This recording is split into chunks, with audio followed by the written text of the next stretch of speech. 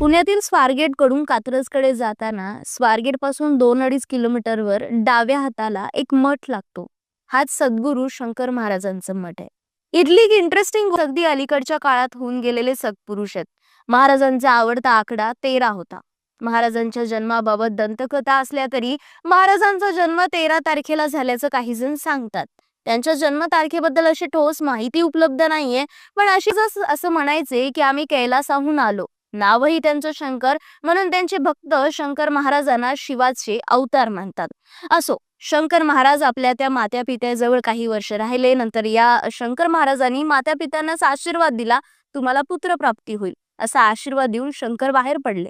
स्वतः शंकर महाराज अक्कलकोटच्या स्वामी समर्थांना आपले गुरु मानायचे. ते म्हणायचे, मी आणि माझा गुरु वेगळा नाही, जो खुद को जानता है वही मुझे पहचानता है, हे त्यांचं वचन असायचं. स्वामी समर्थांना सद्गुरू शंकर महाराज मालक म्हणत असायचे. दिसायला ते कसे होते त्याबद्दल काही ठिकाणी त्यांचा उल्लेख अष्टावक्र असा केला गेलाय. त्यांचे डोळे मोठे होते, खूप वाढलेले केस, दाढी असणारे, ते अजानुबाहू होते. त्यांचे गुडघे वर करून बसण्याची त्यांची पद्धत होती. सफेद धोती आणि सफेद शर्ट परिधान करत असायचे.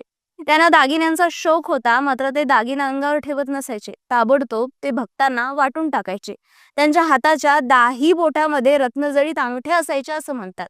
धूम्रपान करणारे, मद्यपान करणारे आणि शिवीगाळ करणारे शंकर महाराज म्हणायचे, त्या उदबत्तीच्या किंवा सिगारेटच्या धुरातनं मी त्रैलोक्य भटकून येतो. म्हणून त्यांना शंकर महाराजांचं काशीमध्येही एक मंदिर आहे. तिथं बाबांना खिचडी बाबा म्हणतात. शंकर महाराज वेगवेगळ्या ठिकाणी वेगवेगळ्या नावांनी प्रसिद्ध आहेत. सातपुड्यात चुपड्या बाबा, खानदेशात कुरवा स्वामी, वागोदमध्ये गौरी शंकर, मध्य प्रदेशात लाहिरी बाबा. एवढंच काय तर परदेशात म्हणजे शंकर महाराज 150 वर्षांहूनही जास्त जगले असं म्हणतात. त्यांच्या वयाचंही एक गूढच होतं. सोशल मीडियावरती असे अनेक लेख आहेत ज्यामध्ये दावे असे केले गेलेत की शंकर महाराजांनी पुण्याच्या डेक्कन कॉलेजमध्ये असणाऱ्या प्रोफेसर भालचंद्र देवांना सांगितलं की त्यांचं वय हे अंदाजे 150 वर्ष असावं.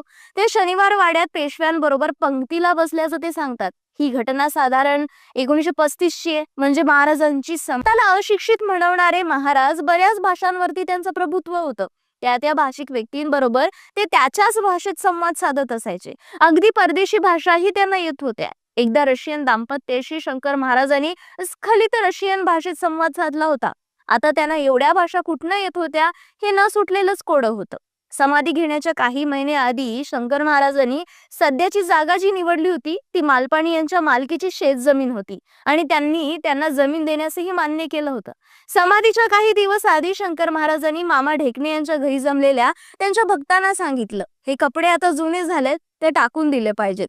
सगळ्यांनाच कळलं होतं की ते त्यांच्या शरीराबद्दल बोलत आहेत. त्यांनी सर्वांना 4 दिवसांनी तिथं जमायला सांगितलं. सगळे जमले. शंकर महाराजांनी सर्वांसाठी स्वतः खिचडी बनवली आणि सकाळी ठीक 10 वाजता महाराज खोलीत गेले. दार बंद केलं. दुसऱ्या दिवशी पहाटे आतनं आवाज झाला, माझी आत्मज्योत आता अनंतात विलीन होत आहे.